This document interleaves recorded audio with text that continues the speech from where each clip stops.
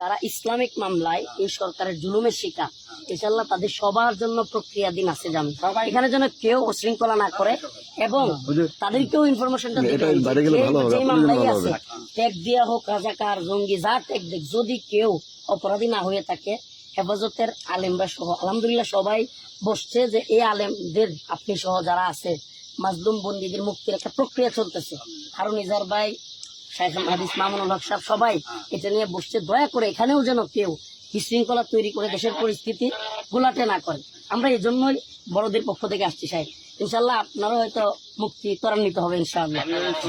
বিশৃঙ্খলা করলেই ঝামেলা হবে।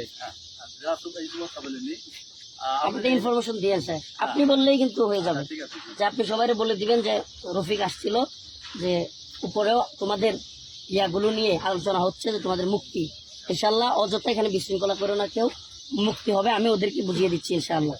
আর খুব ভালো লাগলো সাহেব আপনারা দেখতে পারেন। সালাম আলাইকুম।